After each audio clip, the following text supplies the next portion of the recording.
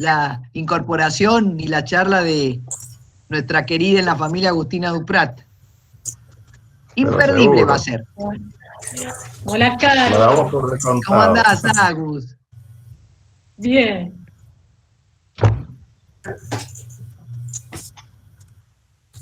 Muy bien. Y la Florci Ferreira, que se ha incorporado al mundo virtual. Estamos muy felices de verla. A ver. Está sin audio, Florci. Tendrías que habilitar el audio. Que un micrófono. ¿Dónde está? No la veo. Ahí está. Está debajo. Que no todos tenemos la misma disposición. Claro. Chao. ¿Se oye? ¿Se oye? Perfectamente, Cristina. ¿Se oye, Agustina? Perfecto. ¿Se oye, Perfecto, Raúl? Cristina. Sí, perfecto. Bueno.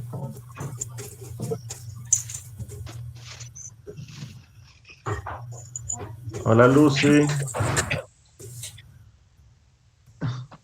Hola, Raúl, hola a todos. Hola, Luis, ¿cómo estás? Qué gusto verte. Bien. Igualmente, ¿cómo estás vos? ¿Todo bien? Todo bien, por suerte. Estamos muy bien. Bueno, me alegro. A Cristina la estoy viendo ahí también. Está la Cristina, está Lucy, Está Roberto Segueso, está nuestra nueva miembro. No te oigo bien. Está Cristina, está Lucy, está la Florci, está Agustina Duprat, Roberto Lizalde. Bueno, muy lindo grupo de gente que te acompaña siempre con todo lo que está haciendo la Junta en esta pandemia.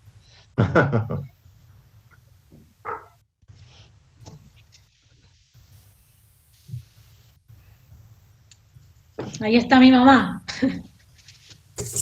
Elenita, hola. No, Bienvenida. Raúl, yo aparezco con la palabra tú. Claro, sí. ¿Por qué aparezco con la palabra tú? Porque no aparece. Cuando escribimos, aparece en el chat como tú. Cuando te Yo apretás. aparezco con la palabra tú. ¿Cómo lo cambio? No. No. Cristina, Vos apareces para nosotros con tu nombre. Claro. Tocá a la derecha en personas y va a aparecer tu nombre. Pero cuando escribís en el chat, aparece tú. ¿Y cómo lo cambio? Exacto. Nosotros te vemos como Cristina Segueso. Vos sos la única que te ves como tú. Claro. Cada uno se ve como tú. Claro. Así que no lo voy a cambiar ahora. No lo cambio. No tenés que cambiar nada, Cristina. Hola, Alejandra. Hola, ¿cómo están? Buenas tardes. Y no sé cómo. Hola, Ale. Hola, Raúl. ¿vos me ves? Ahora No, Cristina, no cambies nada, estás bien. No, está bien, no toques nada. Bueno, entonces Quédate quieta, eso. Entonces no hay problema. Eso. Claro, no hay problema. No, se escucha bien. Voy a desactivar el micrófono. ¿Sí? Dale, gracias.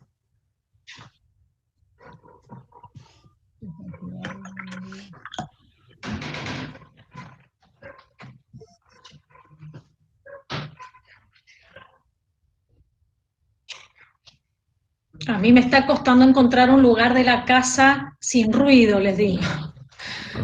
O sea que se pueden llegar a escuchar. Hola, Pablo, buenas tardes.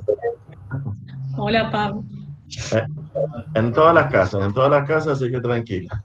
Estamos todos en la misma. Bueno. Nosotros aquí en casa, mientras nosotros estamos acá, las chicas están dando clases, o sea que están todos los ambientes copados con la virtualidad. Claro, lo que me pasa a mí. Sí. Claro. Y tengo a los más chicos jugando en el jardín y dando vueltas, entonces está como, bueno. Y preparémonos.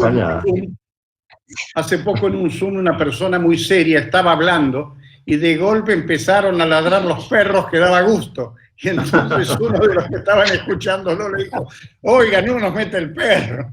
Fue genial, porque nadie iba a pensar que ese señor podía tener semejante grupo atrás de audiencia. Y muy ocurrente. Hola, Graciela, buenas tardes. Hola, buenas tardes a todos. Hola, Agus. Hola, Grace.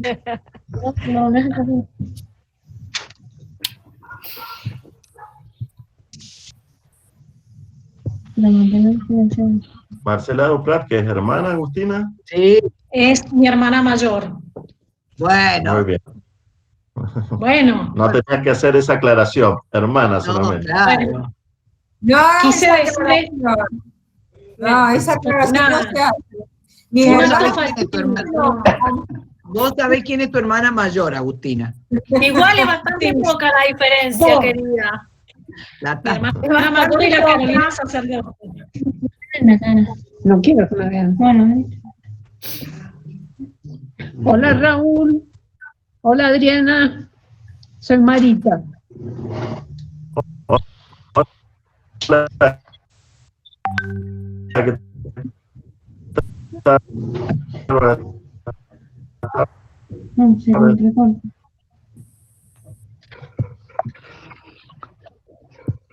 ¿Estás en la junta, Raúl? No. Sí. Estás en tu casa. Sí, sí, sí. Ah. Sí, ahí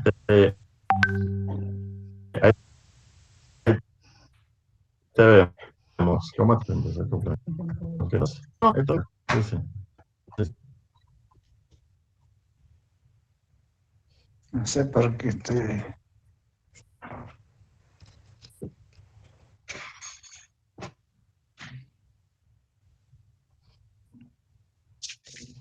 No.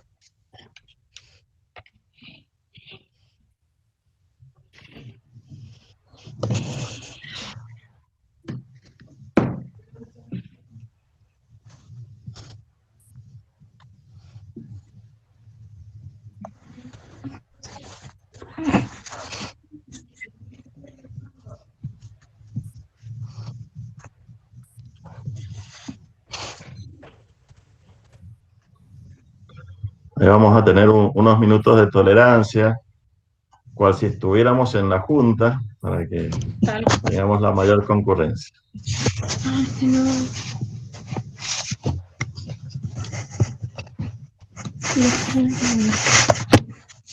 No sé.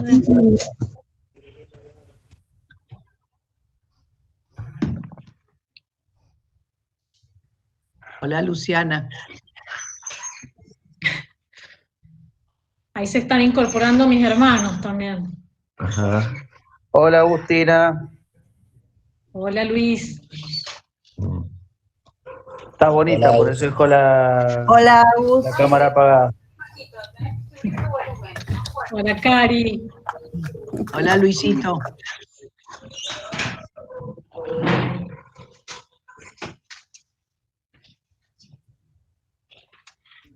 Hola, Caro.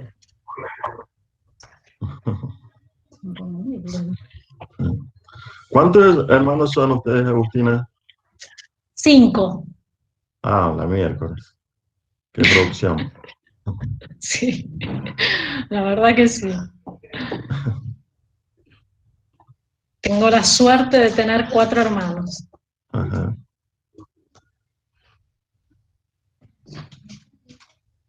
Hola, Fabiana. Hola, Marcela. Hola, Alba. Hola, buenas tardes a todos. Hola, Agustina. Felicitaciones. ¿Qué tal? Buenas tardes. ¿Cómo está Santiago? ¿Cómo está Raúl? Buenas tardes. Buenas tardes, muy bien. Hola, Cristi. Hola Raúl, hola Agustina, hola Cristina, hola a todas. No sabía si podía hablar. Hola Alba. Sí. Ahora estamos informales. Bueno, ya se acaba el tiempo y nos ponemos formales. Tal cual.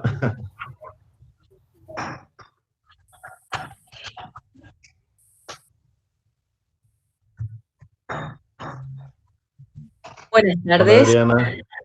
Buenas tardes. Hola, Agus. Hola, Raúl. Hola, hola. Hola, Alba. ¿Qué tal? Marcela, ¿cómo Hola, Adriana. están? Hola a todos. Hola, Adriana. Hola, Hola, Adri. Santiago. Hola. ¿Les Hola, va? Adri. ¿Qué tal? Hola, Adriana. Hola, hola. ¿Cómo estás, Adriana? Muy bien, ¿qué tal?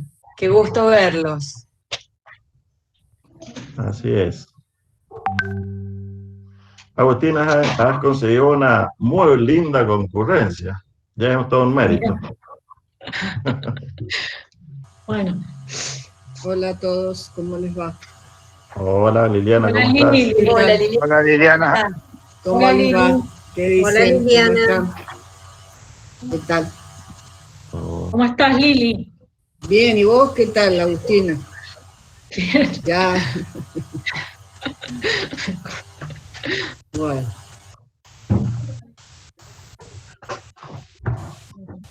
Vamos a esperar hasta las 40 con 10 minutos de tolerancia y empezamos para respetar a los que han sido puntuales.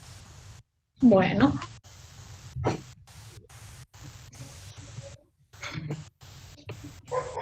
Hola, Roberto, ahí te veo bien. No te veía recién. No había prendido la luz. Un gusto, Adriana, ¿cómo estás? Muy bien, muy bien. Muchas gracias porque lo que me mandaste el otro día. Ya vas a tener alguna sorpresa con eso.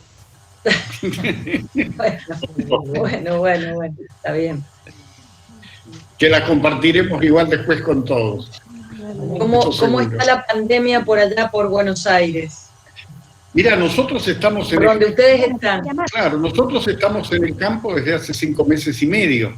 Nos vinimos a mitad de marzo. Yo viajo con Alicia una vez por mes al pueblo, cada 20 días, depende, a comprar los alimentos, alguna medicación, alguna vez por mis controles médicos, y estamos acá.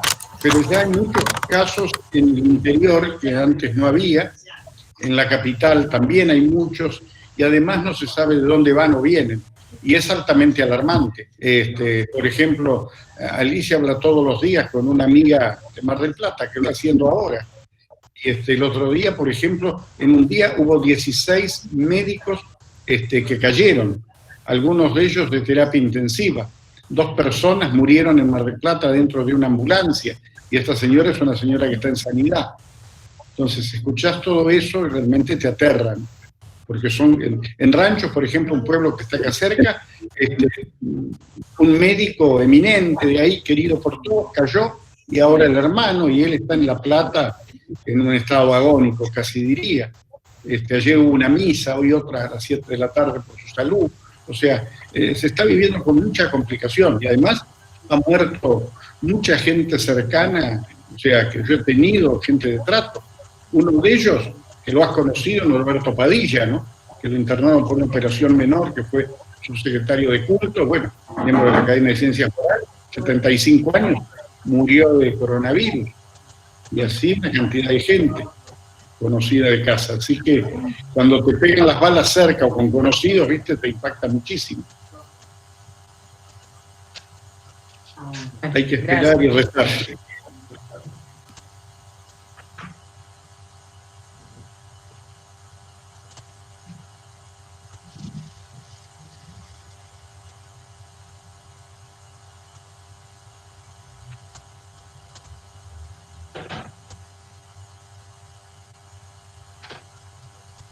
Tres minutitos más y empezamos.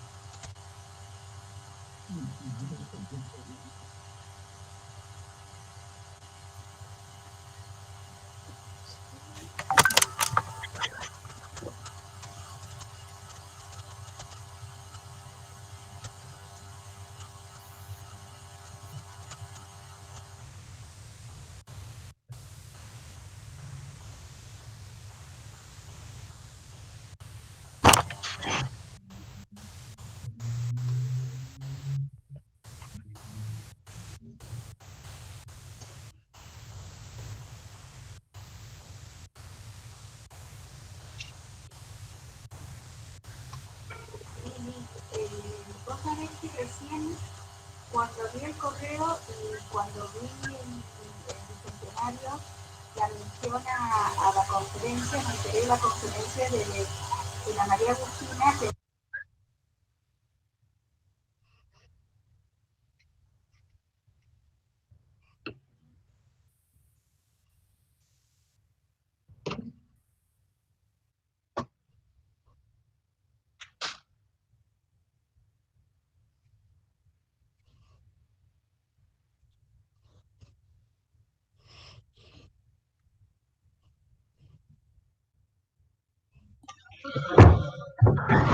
Bueno, lo que les voy a pedir, si por favor pueden bloquear sus audios mientras hace su disertación Agustina y la presentación la doctora Segueso, porque si no hay acoplamiento y se afecta la audición.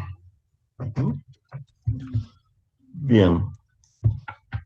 Yo creo que es más que prudente la tolerancia que hemos tenido para poder empezar este acto que nos enorgullece. Muy bien.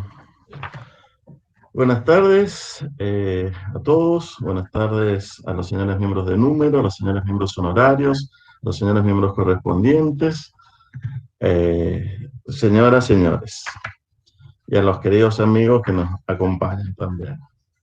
La Junta de Estudios Históricos de Mendoza celebra hoy la incorporación de un nuevo miembro del número, la Magíster María Agustina Duprat, acto por demás significativo y trascendental para la institución y creemos también para la identidad histórica y patrimonial de Mendoza. En efecto, la entidad que presido quedó constituida en agosto de 1934, habiéndosele otorgado personería jurídica por decreto 378 en 1945, donde se le estipula como continuadora de la Junta de Historia de Mendoza, aprobada por Ley Provincial número 856 de 1923. Y durante estos 97 años de existencia, a través de sus miembros, se ha estudiado, defendido y difundido el acervo patrimonial de Cuyo en general. Todo esto en razón que el Estatuto de la entidad prevé como principales objetivos estimular la investigación y crítica de la historia y ciencias afines, especialmente las relacionadas con Mendoza y Cuyo, divulgar los estudios y cooperar para el esclarecimiento de la verdad histórica, como así también organizar, acrecentar y preservar la biblioteca del gobernador Pedro Molina del Museo del Pasado Cuyano, Dr. Edmundo Correas.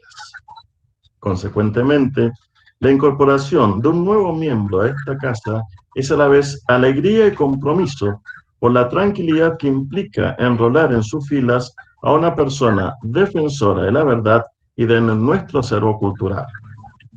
Así, de conformidad a lo previsto por los artículos 8 y 13 del Estatuto de la Junta de Estudios Históricos de Mendoza, hoy va a dar su conferencia de incorporación en calidad de miembro de número la profesora Duprat. Como ustedes saben, conforme a nuestra ley madre, esta junta tiene 3 tipos de miembros: los de número, que no pueden superar los 35, los correspondientes en las provincias, federal y países extranjeros, y los honorarios que nos prestigian con su trayectoria y saber.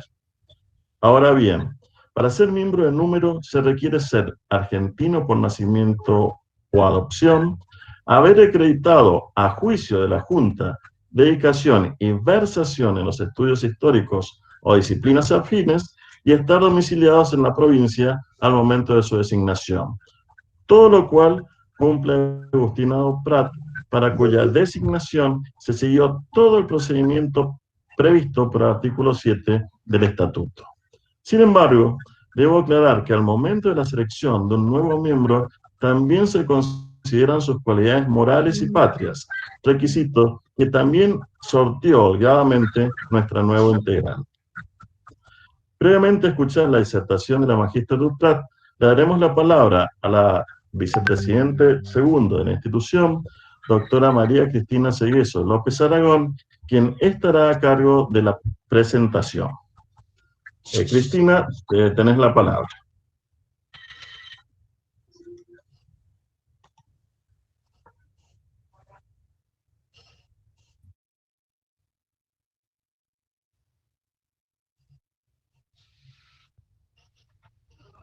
No se te escucha, Cristina. No se te escucha, Cristina.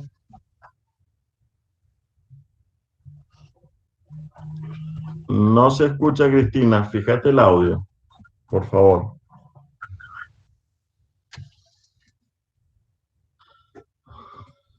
Ay.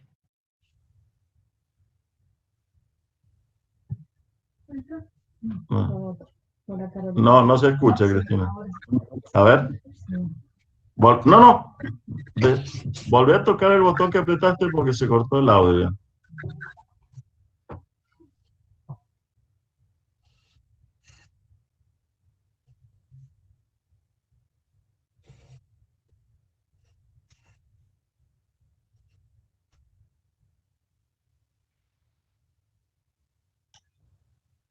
No se escucha, Cristina.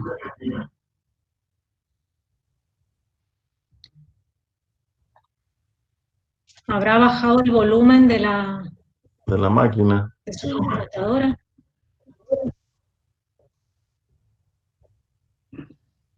Ahí casi estuvo, Cristina. Volvé a ensayar ahí.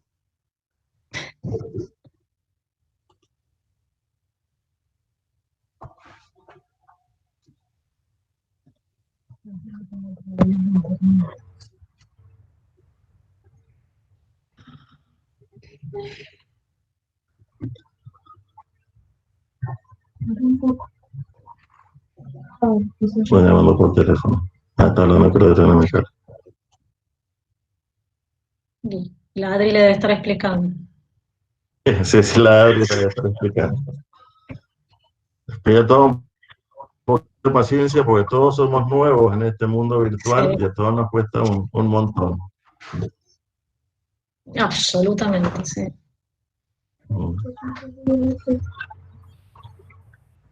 Son las conexiones que no andan muy bien por ahí, nada más. No es problema de meter dedo nada más, sino... Seguro.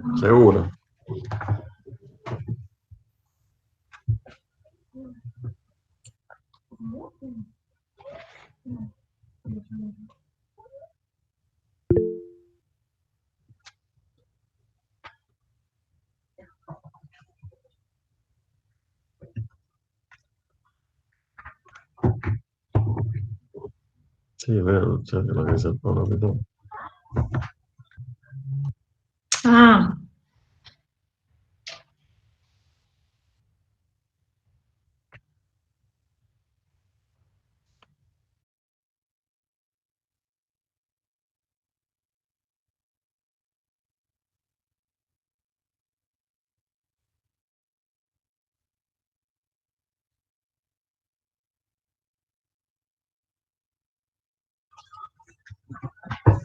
Adriana Micale, en todo caso decirle, ahí veo que tiene una Adriana, que si quiere lo diga por... Ahí vos, Cristina, nos estás escuchando a nosotros.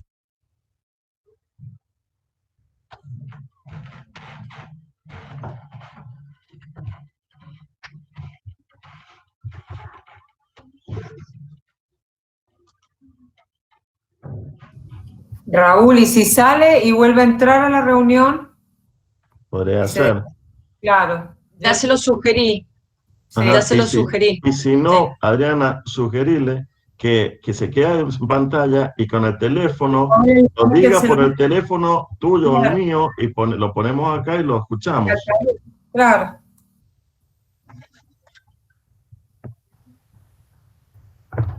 Y antes de que empezara la reunión, Raúl, ¿estuvieron hablando con Cristina? ¿Se escuchaba? Sí. ¿Estuvo hablando sí, ella? perfectamente. Perfectamente hablamos, sí.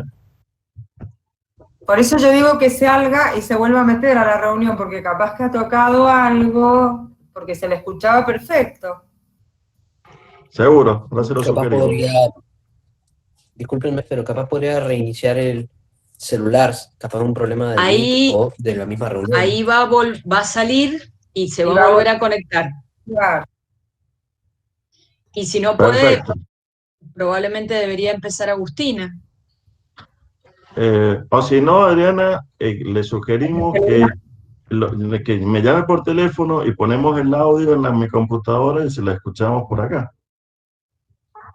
Está bien. Esperemos un ratito a ver si puede conectarse.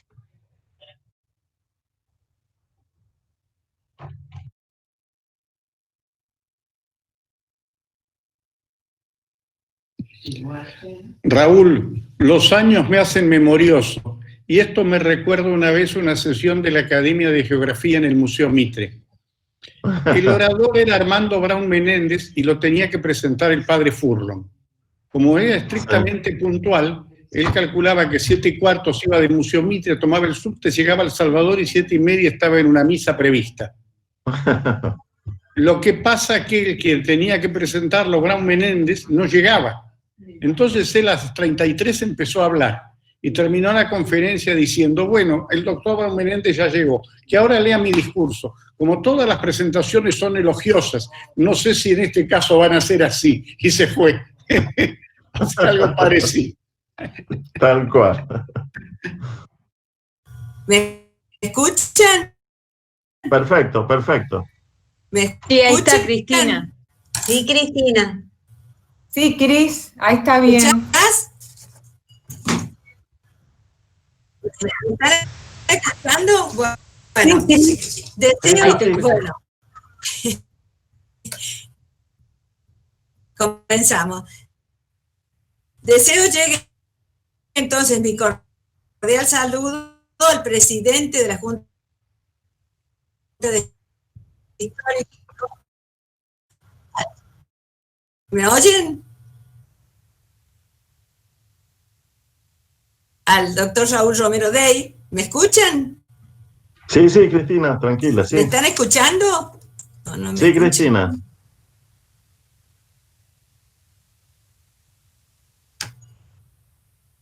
Hola, ¿me escuchan?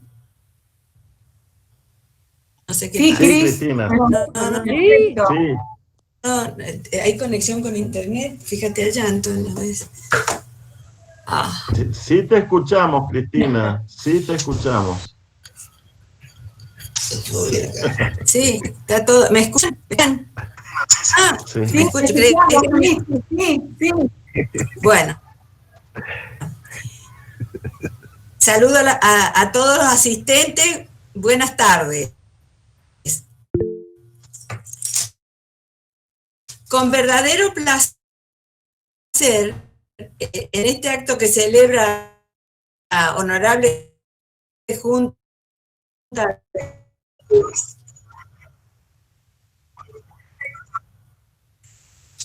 la Junta de Estudios Históricos de Mendoza, presentamos la incorporación de la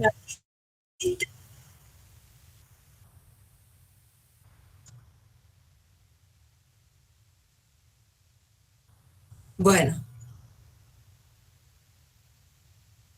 La magíster, profesora y licenciada en Historia. Pero estoy hablando. Pero vos estás hablando. Sí, yo estoy hablando. ¿Me escuchan? Sí, ¿Me Cristina, escuchan? sí No, te no me escuchamos, escuchan. sí. Sí, ¿Me escuchan? escuchamos. Sí. ¿Me escuchan ustedes? Sí, Cris. Perfecto. Se escucha bien, Cristina, dice acá. Bueno.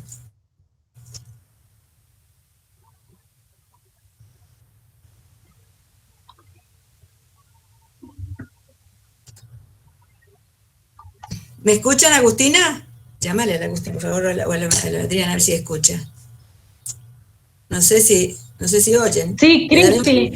Sí, Cristi, se te escucha perfecto. ¿Me escuchas bien? Hola. ¿Me escuchan, Agustina? ¿No? Sí, sí. ¿Me escuchan? Ella no nos escucha a nosotros. Hay que llamarla. Hay que llamarla. Ahí la llamo. Debe estar con problemas de Tiene mala conectividad. señal, por eso se corta. Claro. Que lo haga Tiene por mala teléfono. señal ella, si no. por eso no escucha. Claro. Alejandra, decirle que lo diga por teléfono. Bueno, yo no lo escucho. El perfil docente y científico de Agustina Duprá ha sido estado situado desde un principio en el cauce de una renovada historia política con perspectiva interdisciplinaria.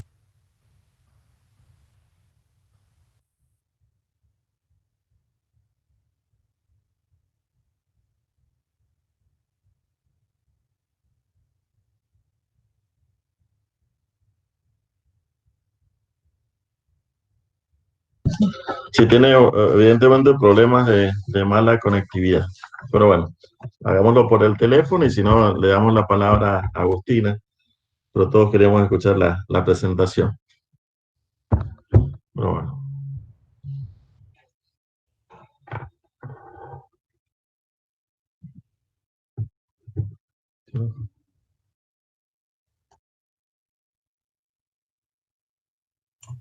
Ahí Adriana está hablando con ella por teléfono. No contesta, yo la estoy llamando, pero no contesta. Hola. Ahí yo hablé con Antonio y dice que efectivamente está como cortado y justo Antonio me cortó. Lo voy a volver a llamar.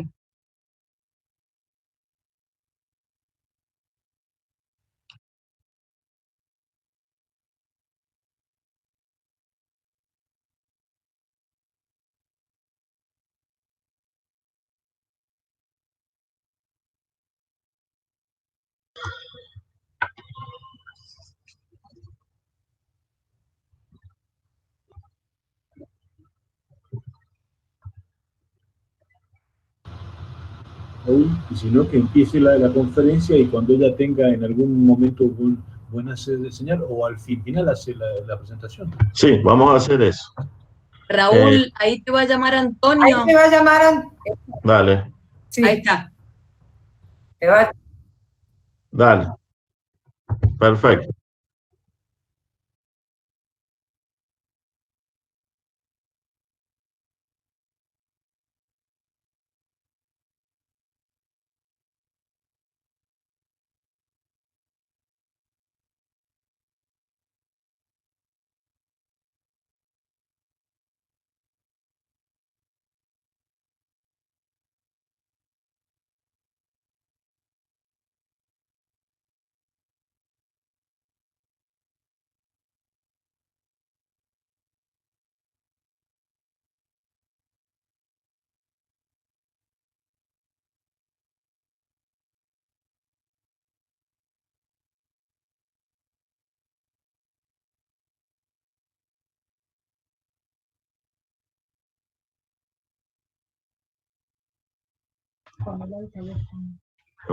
Muy bien, aquí tengo en el teléfono a la doctora Seguiso de López Aragón, la vicepresidente segunda de la Junta de Estudios Históricos de Mendoza, que va a hacer la presentación de la magístera María Agustina Duprat. Los dejo con la doctora Seguiso de López.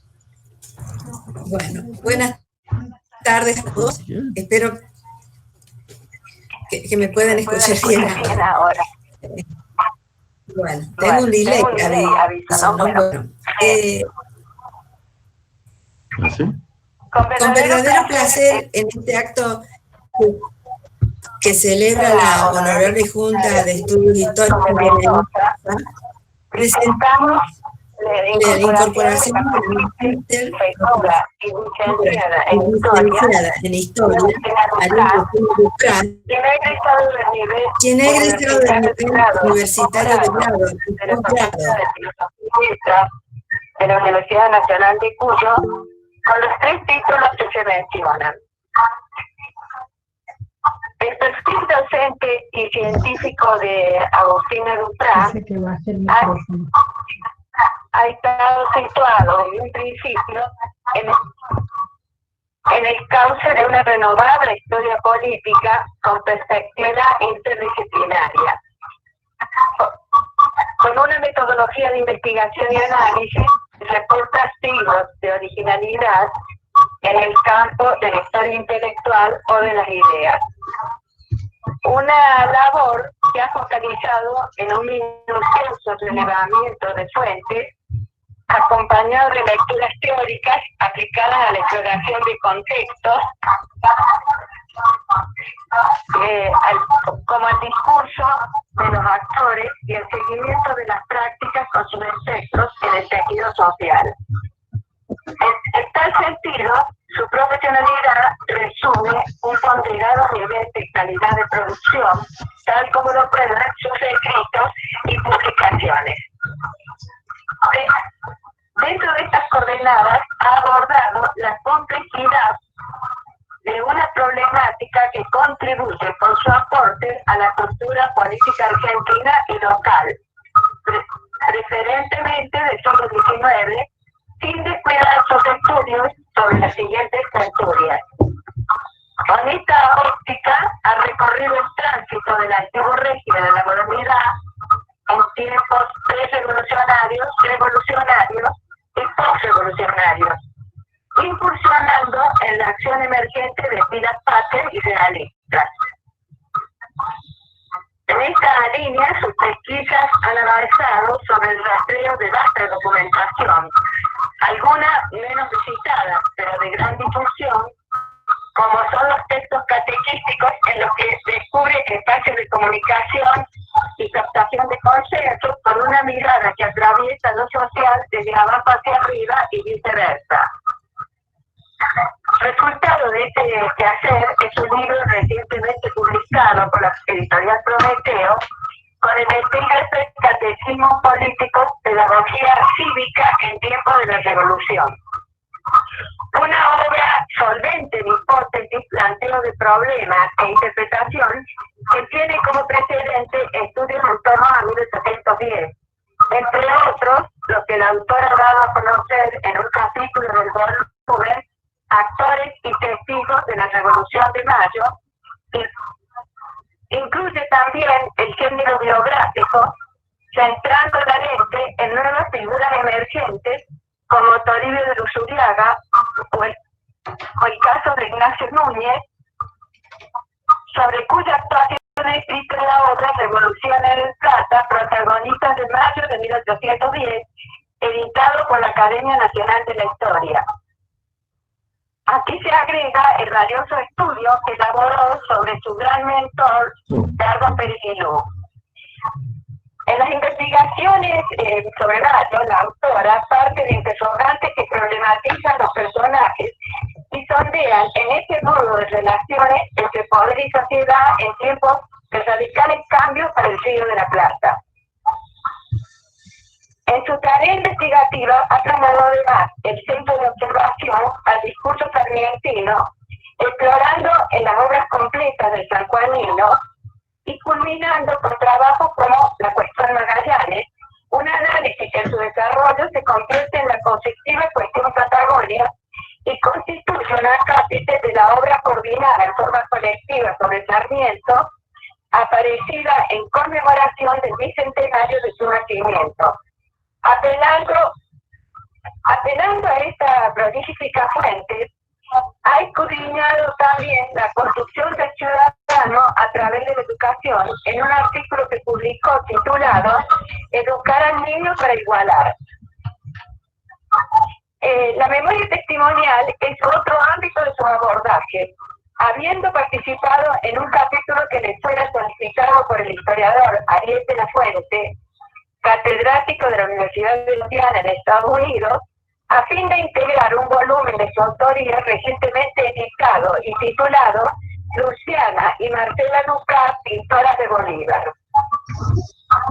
Por razones obvias de tiempo, no cabe detenernos en todos los antecedentes que menciona el currículo de Agustina Ducrá, el que podemos sintetizar puntualizando que remite a publicaciones en formato papel o en versión digital, material pedagógico en página virtual, artículos de divulgación en los medios de prensa, ya sea entrevistas televisivas y redes, asistencia con ponencia a distintos congresos, dictado de cursos y conferencias y su pertenencia y funciones en entidades locales como el Instituto Argentino de Estudios Constitucionales y Políticos o el Instituto de Historia Americana y Argentina, etc.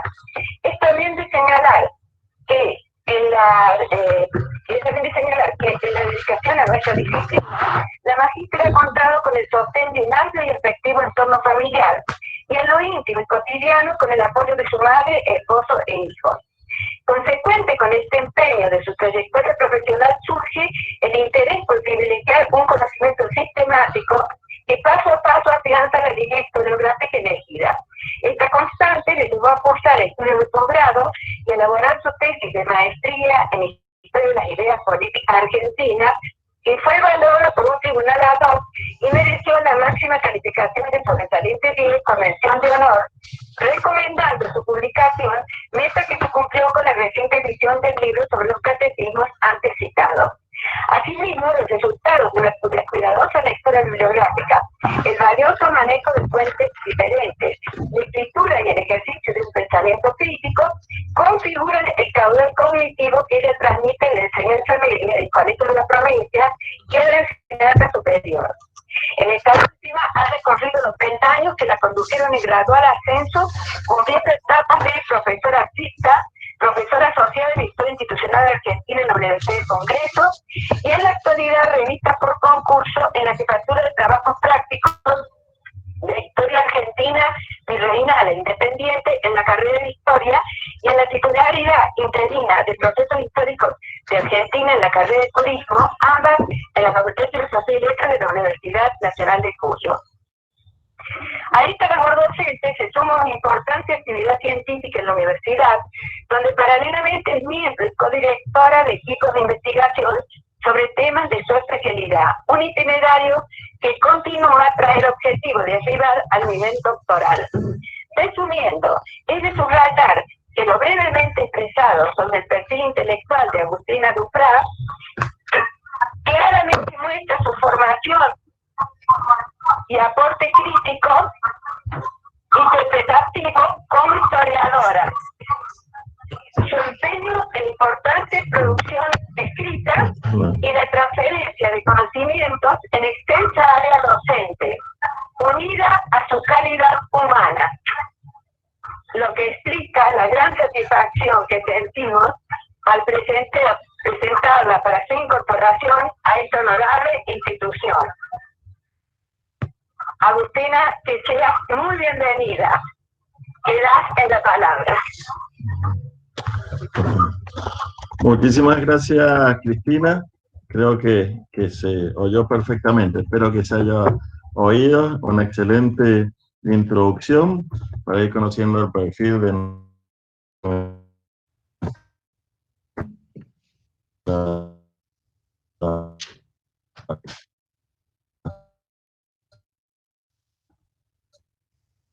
nuevo alumno del teórico político en los albores de la Revolución. Agustina, tenés la palabra. Bien, bueno, muchas gracias. En primer lugar, agradecerle a la Junta de Estudios Históricos, en la persona de Raúl Romero Dey, por darme esta oportunidad y por haberme otorgado el honor de incorporarme a la institución. Agradecerle a Cristina, es mi mentora, es mi maestra, es consejera, a Liliana Ferraro, docente de la facultad, que es realmente una fiel discípula de Dardo Pérez Guilú, igual que Cristina, por su amor a la docencia y su generosidad permanente. Quiero agradecerle también a la Facultad de Filosofía y Letras, porque es donde me he formado, donde me sigo formando, es mi espacio de trabajo, es el lugar donde me brinda también la posibilidad de crecer. Agradecer a profesoras, grandes profesoras y profesores que he tenido a lo largo de la carrera, muchos de ellos ahora son colegas, amigas que están acá, Adriana, Alejandra, y bueno, un montón que están por ahí escuchándome y que me apoyan siempre. Y finalmente agradecer a una persona muy especial, una abuela postiza que tengo, mi sacerdote, que seguramente me está escuchando, y si no lo va a hacer cuando esto termine, porque a ella le debo los olores y los sabores de mi infancia. Es una de las personas más especiales que he tenido la suerte de conocer y compartir a sus hijas, que son como mis hermanas mayores, a mis hermanos, a mi papá, que falleció hace muy poco tiempo, con quien compartía diálogos, charlas sobre historia, música, a mi mamá, que además de ser una gran madre y abuela, tiene toda una historia de superación y es un ejemplo permanente, mis hermanos, a Ricardo, mi esposo, y a mis hijos, que son mi gran compañía y mi gran motor para seguir adelante, y que me aguantan en todas estas cosas también. Bueno, después de esto, de estos agradecimientos, empiezo entonces con la conferencia. Para realizar este trabajo, he utilizado como fuentes a un texto catequístico hallado en la Gaceta. Es un texto que tiene el título de Catecismo Militar y que hasta ahora no había sido utilizado. He utilizado archivos judiciales y prensa periódica, fundamentalmente la Gaceta. El 27 de septiembre de 1810, la Gaceta de Buenos Aires publicó un catecismo militar que, si bien está inconcluso, como muchos textos de la época que finalizan con la leyenda continuará, este fragmento nos permite realizar un análisis de las formas discursivas del pensamiento de la época y además nos ayuda a comprender mejor la revolución y su consecuente guerra, ¿no? Cómo esta revolución y la guerra que comienza inmediatamente pudieron afectar y condicionar la vida de los contemporáneos. El texto catequístico tiene una introducción que me parece sumamente valiosa y es sobre que justamente voy a basar la disertación. Dice esta introducción que un pueblo que nace debe preferir a los sagrados de la Ilustración los conocimientos necesarios para su subsistencia. Buenos Aires necesita la perfección de su milicia, que recién nace, pero que habiéndose manifestado tan grande en su nacimiento, debe aspirar a aquel grado de gloria que sigue infaliblemente al militar virtuoso, ilustrado y valiente. Un hombre por 1000 títulos beneméritos a la patria ha trabajado con este objeto el catecismo, que merece su mérito un lugar de preferencia en nuestra Gaceta y que por la forma en que está escrito se acomoda a la inteligencia del soldado y prepara a los hijos de la patria para llenar dignamente los altos destinos a los que los llaman las circunstancias del día.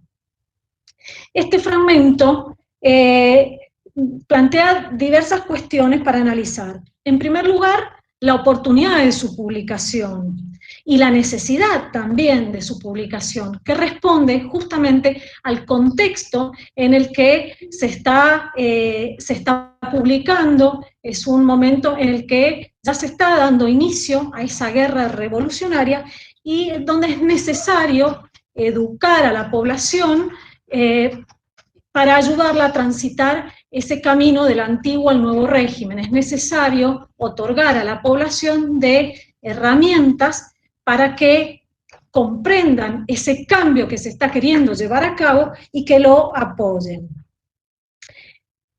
Teniendo en cuenta ese texto que leí, voy a hacer referencia a dos aspectos, dos conceptos fundamentales. Uno, milicia, y el otro, patria. Cuando hablamos de milicia, también vamos a hablar del poder político que se tejió alrededor de la milicia. La milicia era una organización colonial que había sido reformulada por Carlos III, pero que al Río de la Plata la nueva reglamentación llega recién a principios del siglo XIX, 1801 precisamente, y según esta reglamentación, todos los hombres debían prestar un servicio activo de 8 años, en donde eran entrenados, disciplinados, donde se les enseñaba el manejo de las armas. Una vez que culminaba ese entrenamiento, pasaban a la categoría de pasivos y podían ser convocados ante una emergencia. El pertenecer a la milicia, el estar en servicio activo en esa milicia, les otorgaba no solo un estipendio, es decir, que eran pagos, sino que además les proporcionaba una cierta honorabilidad. Por lo tanto, era llamativo incorporarse. A pesar de ello, las milicias de Buenos Aires para 1806, cuando se produce la primera invasión británica, son muy endebles. Cuentan solamente con 1.600 voluntarios. La Reconquista, en 1807, ya muestra un avance en la militarización. El espíritu que se ha logrado luego de la Reconquista hace que incluso los milicianos se incorporen voluntariamente y se cuente con 7.500 voluntarios. Es decir, que el espíritu que ha trascendido a esa fuerza ha la población en forma casi masiva concurra a los cuarteles. El cambio de estrategia política y diplomática a partir de 1808 hace que Inglaterra deje de ser una amenaza y Portugal también. Es decir, que las milicias ya no tendrían tanta razón de ser. Sin embargo, ahí es cuando se manifiesta claramente que las milicias porteñas, sobre todo basadas o enfocadas en ese regimiento de patricios que ha surgido, han ido adquiriendo un poder político cada vez más fuerte y más importante, que se va a evidenciar sobre todo con la sonada del 1 de enero de 1809. El cambio de virrey, el paso de Liniers a Cisneros, trae también un cambio, porque una de las órdenes que se le da justamente a Cisneros es que trate de desmilitarizar a esta ciudadanía porque aparentan ser un foco de poder y de conflicto. Cisneros logra que esa fuerza de 7.500 hombres disminuya a 1.300. Sin embargo, esos 1.300 voluntarios del regimiento de patricios van a mantenerse firmes y van a demostrar que son una fuerza activa, sobre todo el 25 de mayo de 1810, que es indudable su participación. Una vez que se produce la revolución el 25 de mayo, una de las primeras medidas que va a tomar esta Junta es justamente militarizar a la sociedad, porque sabe perfectamente que esa junta que ha surgido en Buenos Aires puede no ser aceptada por las provincias del interior. Entonces, las acciones de la junta van a estar encaminadas a lograr una mayor leva de ciudadanos. Esa política va a estar encarada o encaminada en dos aspectos. Uno, a través de la prensa, por eso el catecismo militar que aparece en la Gaceta, en donde se va a difundir contenido que llame y convoque, y además con determinadas ordenanzas. Entonces tenemos, por ejemplo, un artículo en la Gaceta del 29 de mayo, en donde dice que es justa gloria del país reconocer un soldado en cada habitante. Es decir, que ya está planteando la necesidad de que cada habitante de Buenos Aires concurra voluntariamente a los cuarteles para formar parte de las milicias. E inmediatamente anuncia una leva masiva de hombres entre 18 y 40 años, pero los que van a ser incluidos en forma compulsiva van a ser aquellos que tengan la categoría de vagos y sin ocupación conocida. Es decir, que van a ser incluidos aquellos que no son económicamente activos. La vida se va a militarizar completamente a partir de ese momento. Una muestra de eso es, por ejemplo, el Colegio San Carlos, que se convierte en un cuartel militar. Y la Gaceta para convencer sobre los beneficios de convertir una institución educativa en un cuartel militar, dice que los jóvenes estudiantes empezaron a gustar una libertad tanto más peligrosa cuanto más agradable, y atraídos por el brillo de las armas que habían producido nuestras glorias, quisieron ser militares antes de prepararse a ser hombres. Esto está relacionado también con la pedagogía militar que se comienza a dar en todos los ramos de la educación. A partir de 1811 ya se ve un cambio en cuanto a la concepción de milicias, relacionado también con los distintos conflictos de guerra, y ya vemos cómo la Junta Grande comienza con el intento de profesionalizar esa milicia urbana o esa milicia voluntaria que es intermitente. Y dice, la patria está en peligro y entre tanto que la hayamos salvado, la guerra debe ser el principal objeto a que se dirijan las atenciones del gobierno.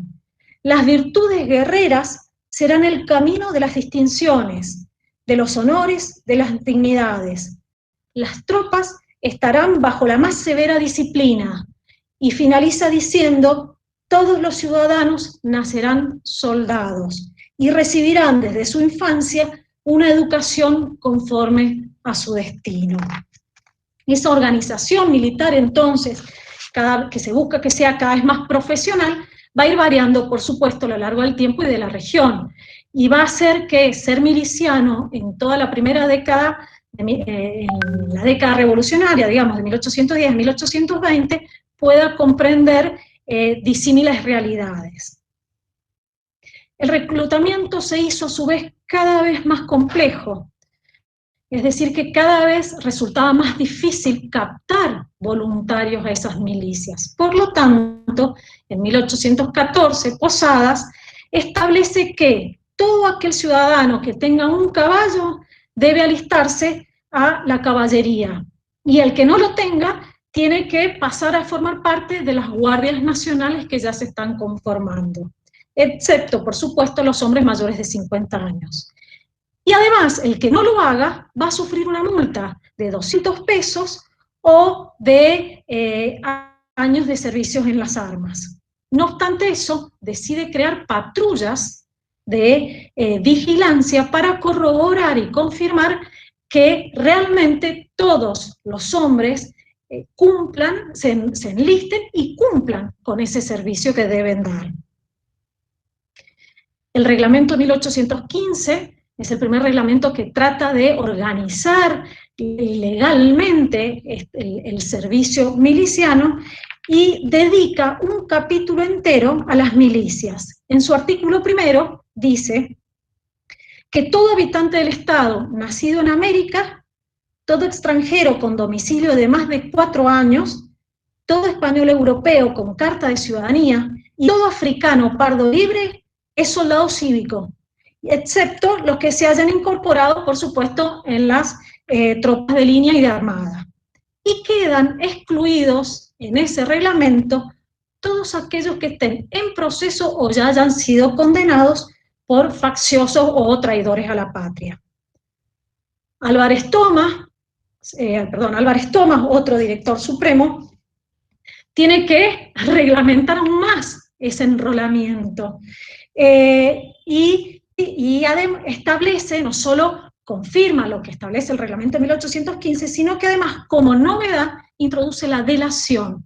Es decir, que aquel vecino que acuse de no prestar el servicio a otro va a recibir los 200 pesos de multa que debe pagar el que no cumple con su función. Y además organiza ese servicio que se debe dar. Y se establece que lo deben cumplir, por supuesto, todos los hombres entre 15 y 40 años, o 50, entre las 7 y las 10 de la mañana, y que en esa franja horaria, en ese lapso, no pueden estar abiertos los comercios ni abiertos los talleres, como para garantizar realmente que se cumpla, ¿no?, efectivamente con ese servicio.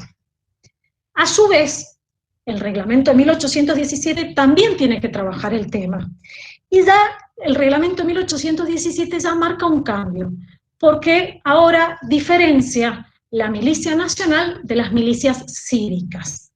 Las milicias nacionales están comprendidas por todos los individuos nacidos en América, todo extranjero que goce del sufragio activo en las asambleas cívicas, todo español europeo con carta de ciudadano, todo africano y pardo libre, y ya incluye a los habitantes, ciudades de villas, pueblos, campañas, desde los 15 hasta los 60 años. Se ha aumentado 10 años más, siempre y cuando demuestren robustez. Son todos ellos soldados del Estado y obligados a sostener la libertad e independencia que ya se haya declarada. En cuanto a las milicias cívicas, que son voluntarias, aclara que van a estar compuestas de los vecinos que cuenten con una finca, con una propiedad de un valor mínimo de 1.000 pesos, o los que tengan una tienda abierta, o que ejerzan algún tipo de arte u oficio. Y esto no es un detalle menor, porque esta revolución que se ha transformado en esta guerra de revolución, que ya se ha transformado en una guerra de independencia, no solo necesita fuerza, no solo necesita hombres, también necesita de una población económicamente activa que pueda colaborar con ese ejército. Ahora, volviendo a esa expresión de todos los ciudadanos nacerán soldados, es que nos preguntamos en qué medida esa militarización fue efectiva, es decir, qué magnitud tuvo esa militarización. Los 2 primeros años se caracterizaron por una organización improvisada, por lo tanto no hay registros completos sobre los hombres que formaron parte de esos cuerpos, por lo tanto no hay datos certeros sobre esa cantidad de hombres afectados. Ya a partir de 1812 comienzan a hacerse listas en los distintos regimientos o en las distintas guardias o cuarteles. Sin embargo, son registros incompletos, porque en muchas regiones o en muchas provincias no se lograban hacer correctamente. Sí sabemos que a mediados de 1815, cuando estaba el Ejército de los Andes recién comenzando a organizarse, había 14.000 efectivos de línea, es decir, no las guardias, no las milicias cívicas, sino de línea 14.000 efectivos. Y que hacia 1818 se sabe que 1 de cada 10 hombres adultos estaba militarizado. Eso, para que tengamos una idea, es una cifra altísima. ¿Por qué? Porque si se compara con la Francia revolucionaria de 1793, cuando se estableció la leva masiva, ahí había un hombre activo cada 9. Es decir, que nosotros, según esos datos, pasábamos a Francia. Sin embargo, esa comparación no es suficiente y no nos sirve para magnificar el impuesto de sangre de esa población. Esa es una población que no contaba tampoco con las pensiones o los subsidios del Estado. Teniendo en cuenta a los ejércitos de línea de los que hemos hablado, más las milicias cívicas, podemos decir que estamos hablando de una magnitud distinta a la de los datos de 1818. Rabinovich, que es un historiador que se ha especializado en esto, dice lo siguiente: por cada soldado que se cuenta sano y salvo en la revista, puede haber un enfermo en algún hospital, un cadáver en algún campo de batalla, un desertor recorriendo la campaña. Todos estos últimos ya no cuentan para la capacidad combativa del Estado, pero cuentan definitivamente para las poblaciones que debieron verlos partir. Esto hace a este historiador hacer un rastreo de las listas y llega a la conclusión de que si se suman todos los datos que hay, se puede decir que el 37% de la población masculina activa formaba parte de una o de otra manera de estas milicias.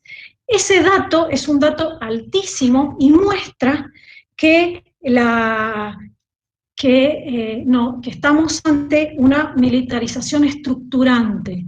El Río de la Plata fue uno de los territorios que más militarizó a su población, y que esa militarización estructurante condicionó el orden económico, el orden social y el orden político surgido después de la revolución. Si hablamos de ese condicionamiento social, podemos hablar de por qué los sectores bajos, el bajo pueblo, la plebe, se incorporaban a esas milicias en un primer momento en forma voluntaria. Y era porque se les ofrecía una paga y una cierta honorabilidad. Ramón Gutiérrez, un español europeo, le cuenta a un paisano por qué se incorporó, y dice que servía a la bandera de la patria porque no era sonso como los demás europeos, pues lograba no salir desterrado, tener un sueldo fijo y el que lo mirasen con alguna consideración. Ese testimonio de Ramón Gutiérrez se ve reflejado en el texto catequístico cuando habla de las milicias y dice que todo ciudadano honrado debe mirar al miliciano, ¿no? Como a los tutelares de la existencia, como a los celadores de su honor y a los argos de sus bienes. Y en cuanto a la paga, dice claramente que todo militar de profesión o miliciano hace un sacrificio equivalente al voto de pobreza religiosa. Abandona todo oficio, todo giro para dedicarse únicamente al servicio de la patria. Esta, la patria, por una obligación de rigurosa justicia, debe costear su subsistencia, de modo que no tenga que envilecerse el soldado ni ocuparse con cosas ajenas de su instituto para mantenerse. Ahora bien, sabemos perfectamente que las pagas dejaron de realizarse y que las tropas comenzaron a estar mal pagadas, mal vestidas y peor alimentadas. Y eso entonces contribuyó a la deserción. Por eso también entendemos el reglamento 1815, el reglamento 1817 y todas estas medidas punitivas para aquellos que no se quisieran enrolar o quisieran escaparse a las milicias. Entonces, cabe preguntarse si realmente estas milicias eran un factor o una posibilidad de movilidad social. Y creemos que en realidad no permitieron a los sectores bajos ascender socialmente. Mejor suerte corrieron los oficiales. Esta sociedad militarizada dejó de lado al burócrata colonial, al que se encargaba de la administración colonial, que estaba en la escala superior de la sociedad, y ahora el oficial pasa a un primer plano. El oficial, que es quien tiene un conocimiento de su profesión, del ejercicio, es quien puede mostrar, es quien puede instruir al miliciano, es quien pasa entonces a tener un poder hasta ese momento inusitado. Y tanto es el poder que comienzan a adquirir que la Gaceta advierte sobre ese problema y dice que en los oficiales ha surgido un sentimiento de superioridad sobre sus paisanos y que hace temer una hegemonía política del ejército. La necesidad que tenía el gobierno, los distintos gobiernos, hizo que la oficialidad fuera entonces, fuera ocupando lugares de mayor prestigio, que familias que se habían dedicado en tiempos de la colonia al ejército comenzaran a tener otra visibilidad y otra importancia, como por ejemplo los González Balcarce, los Bedia, los Viamonte, que comienzan a figurar dentro de las principales familias, pero eso lleva a que se produzca lo que Iriarte habla de la carrera de la revolución. ¿Por qué? Porque un militar, un oficial que ha sido exitoso en su ramo, comienza a ser exitoso políticamente. Es decir, que ese militar que está preparado para el ejército pasa a tener y a coronar su carrera con un cargo político. Es decir, que vemos cómo socialmente esta revolución y el ejército y las milicias van modificando a la sociedad. Ahora, ¿qué impacto tuvo esa militarización de la sociedad en cuanto a lo económico? Por una cuestión de tiempo no me puedo detener, sí hablar también un poco, para darnos una idea de la magnitud que tuvo. Y por ejemplo, si hablamos de caballos, se calcula que el gobierno revolucionario calculaba que necesitaba 3 caballos por cada soldado.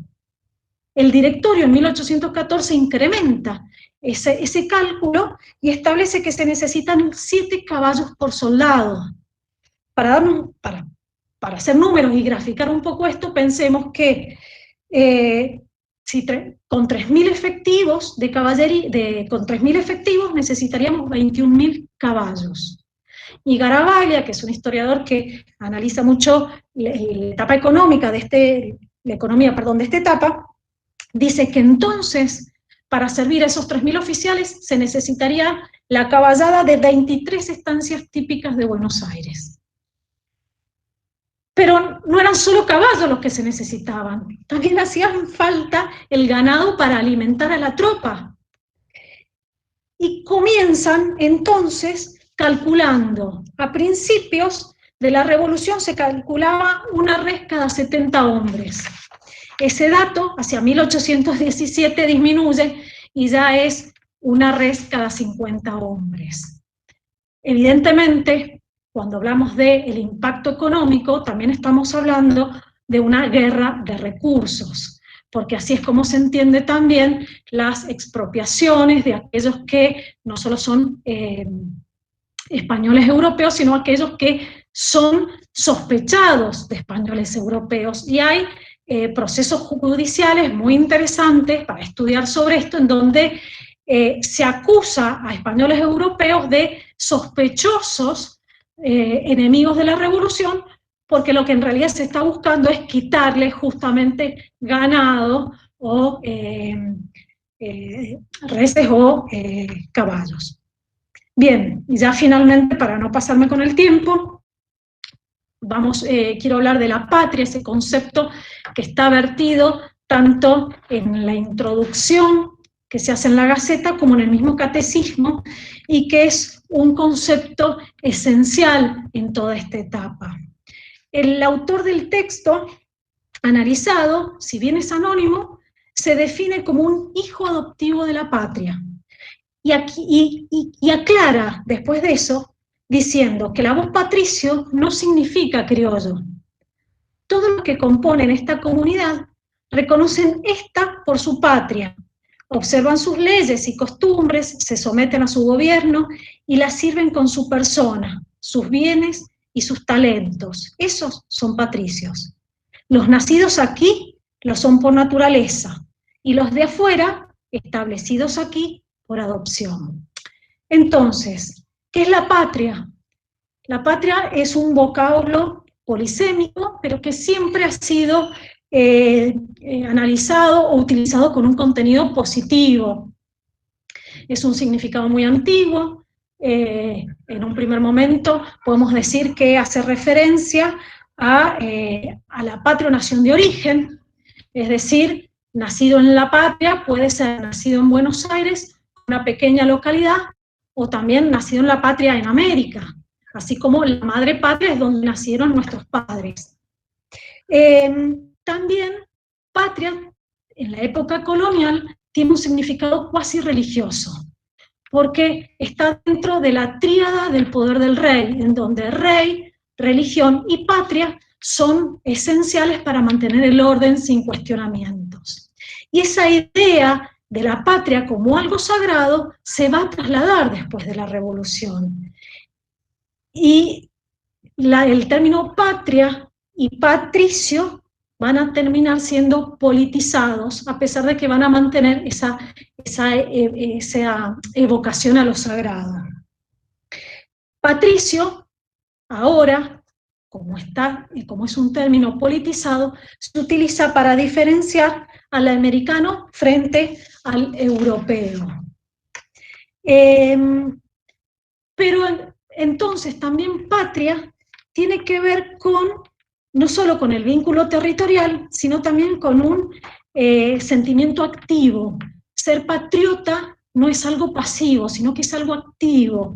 Tiene que ver con la abnegación y la virtud, las ganas de entregar. La patria pide y el ciudadano, el patriota, entrega. Está dispuesto a dar su vida por la patria. Y en la Gaceta está definido de una forma lindísima, y dice: el amor a la patria es un sentimiento natural, el patriotismo una virtud. Aquel procede de la inclinación al suelo donde nacemos y recibimos las primeras impresiones de luz, y el patriotismo es el hábito producido por la combinación de muchas virtudes que derivan de la justicia. Para amar a la patria basta ser hombres. Para ser patriota es preciso ser ciudadano, quiero decir, tener las virtudes de tal. Entonces vemos cómo el término patria se transforma en el eje moral del sistema. Y es un aglutinante social, porque los iguala a todos. Todos los patriotas merecen el mismo respeto y se diferencian del europeo. Patria pasa a ser parte del lenguaje político rioplatense. Es el vocablo más utilizado en la época, más utilizado que nación, que país, que territorio. Una vez terminada la guerra de independencia, patria va a mantener tres significados en forma simultánea. Primero, va a ser entendido como el legitimador de las acciones, después va a persistir como el lugar de nacimiento, y finalmente como producto de la revolución.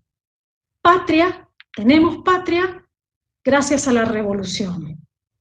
En ese sentido, por ejemplo, Esteban Echeverría explica que antes del 25 de mayo no existía la patria. Y dice, porque no había pueblo ni instituciones populares, no había sino opresores y oprimidos. Pero la Revolución de Mayo, arrancando la soberanía al rey de España, se la dio al pueblo, su legítimo dueño, y el pueblo unido fue soberano y nació la patria. Porque la patria nace de la unión voluntaria de todos los ciudadanos con el fin de fundar una asociación política.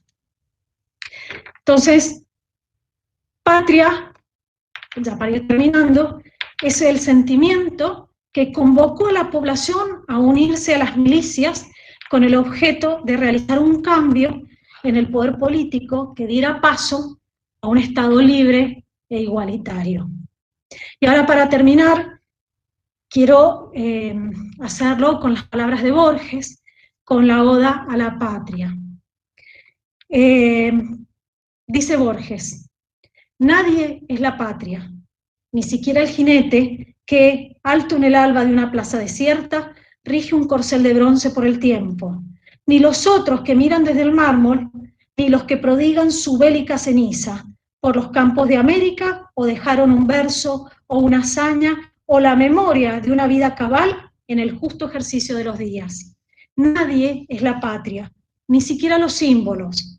Nadie es la patria, ni siquiera el tiempo cargado de batallas, de espadas y de éxodos, y de la lenta población de regiones que lindan con la aurora y el ocaso, y de rostros que van envejeciendo en los espejos que se empañan, y de sufridas agonías anónimas que duran hasta el alba, y de la telaraña de la lluvia sobre negros jardines.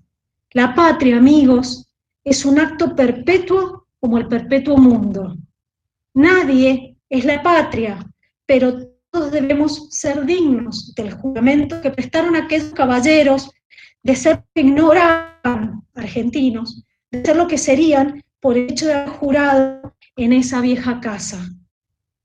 Somos el porvenir de esos varones, la justificación de aquellos muertos. Nuestro deber es la gloriosa carga que a nuestra sombra legan esas sombras que debemos salvar. Nadie es la patria, pero todos lo somos.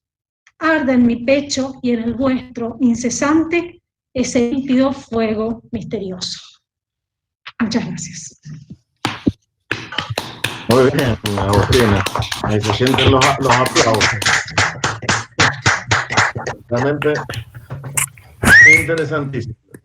Ha estado muy linda tu exposición, muy clara, muy interesante el tema, muy lindas las fuentes, todo fantástico. Ahí en el chat estaban poniendo las felicitaciones, las merecidas felicitaciones.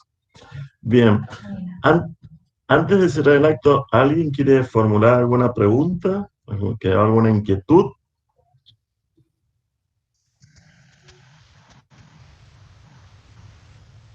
Son puras felicitaciones, no has dejado plantear ninguna duda. Fue clarísima la exposición. Roberto, ¿querés? Sí, no, la quería felicitar muchísimo, porque realmente hay un hecho, además, que es muy sintomático ese catecismo. Yo estudié el año 1810, que lo publiqué en un libro que es Diario de Buenos Aires, donde día a día narro lo que pasaba. Y es sintomático ese catecismo de 1810, del mes de septiembre, donde dice, de alguna manera, son patricios los que componen esta comunidad y la defienden con su persona, con sus bienes, sus talentos, lo que acabas de decir, que es un discurso casi de captación de voluntad. Los patricios eran los que habían defendido en su momento a Liniers, los que habían hecho la revolución, el Cuerpo Armado de Buenos Aires, y era captar contra los españoles. Y eso es una forma también de propaganda política, porque no nos olvidemos que el 17 de octubre el cabildo fue eliminado directamente por la Junta y se nombró un nuevo cabildo. O sea que hasta sirve de base para ciertos actos que se van a realizar después de tener un fundamento. Mirá, lo dijimos en aquel catecismo. Así que te felicito, fue estupenda tu disertación. Bueno, muchísimas gracias. Yo tengo una pregunta, Raúl. Sí, te escucho, Carolina. Vos dijiste, Agustina, con respecto al número de milicias en comparación con la Revolución Francesa. Sí. Ese es un punto, evidentemente, que ha seguido investigando, porque es llamativa diferencia, ¿no? Sí, es incluso... Que podría abrir futuras interrogantes, que por supuesto sobre nuestro país, que no tendrían ahora respuesta, pero se abre cierto interrogante, ¿no es cierto? Sí, incluso, parece que tampoco quería llenar de datos, ¿no? Y de números, pero también se compara con los ejércitos rusos, incluso el ejército peninsular que luchó contra Napoleón, y en todas esas comparaciones nuestro ejército, es decir, la cantidad de efectivos supera ampliamente. Queda por estudiar un montón de aspectos que surgen alrededor también de esas cifras, ¿no? Que los desertores, por ejemplo, ¿no? Si bien Marcela González hace un estudio sobre los desertores, pero de Córdoba, quedaría también por analizar justamente eso, si se puede cuantificar realmente el número de deserciones. Y el número de también bandidos que empiezan a poblar la campaña porque no quieren estar dentro de esas milicias. Claro, y las consecuencias futuras que en realidad se empiezan a narrar en la literatura, ¿no? Pienso en el Martín Fierro, ¿no es cierto? Gracias, no te interrumpo más. Divina la charla, gracias. Alba, sí, por supuesto, Alba. Bueno, gracias. Felicitarte, Agustina, me encantó tu conferencia, me pareció muy minucioso el trabajo con las fuentes, así que bueno, te felicito. Y quería preguntarte si leíste en las fuentes que has manejado ¿Cómo es el tema? Se me ocurrió, yo pensaba en las castas, en los negros, en los mestizos que vienen de la época, fines de la época colonial, aumentando en número. ¿Cómo te parecería a vos en este lenguaje, en este gran movimiento de ampliar las milicias, sobre todo la oficialidad, pero cómo entrarían a jugar el papel, cómo se consideran la gente de casta, de color, los negros, los no libertos, los libertos, muchos mestizos, que también había muchos más que blancos en algunas regiones, ¿no es cierto?, del ex virreinato. ¿Has visto algo de eso? ¿Cómo entran en este juego del lenguaje? ¿Cómo se los incorpora o no se los incorpora? En realidad, el lenguaje. Eso. En realidad están incluidos dentro de lo que es la plebe urbana, salvo los esclavos, el resto está incluido dentro de lo que es el bajo pueblo, la plebe urbana, que forman parte porque los regimientos y batallones de milicias se agrupaban según el lugar de origen, pero también según el color de piel. Entonces estaban el regimiento de patricios, los arribeños, los peninsulares según el lugar de origen, entonces estaban los vascos, los cantábricos, pero también estaban el regimiento de castas y naturales, que a partir de 1812 son incorporados en un regimiento normal, junto con el resto, son iguales. Los que quedan, sí, por separado, son el regimiento de negros, de esclavos, ¿sí?, que son un regimiento independiente, que se los llamaba la esclavatura. Ajá. Que a partir de la incorporación de la Logia Lautaro en esta dirigencia o en esta conducción más profesional, la leva de los esclavos va a aumentar y se los va a utilizar muchísimo. No logran incorporarlos en los regimientos comunes, siguen siendo el regimiento de negros y pardos porque el resto no quería mezclarse con ellos. Parecería que el prejuicio racial del siglo XVIII sigue, a pesar de que el lenguaje revolucionario evoluciona, lo de patria, pero algunos prejuicios siguen, claro, que es tan profundo en el XVIII. Claro. Y sí, porque esa transición entre el viejo y el nuevo régimen es paulatina. Sí, entonces van a... en el lenguaje, claro. Gracias, Agus. Muy interesante. Marcela, ¿querés hacer una pregunta? Bueno, antes que nada, felicitar a Agustina porque la claridad y lo significativo del tema hace que sea más que vigente seguir discutiéndolo, ¿no?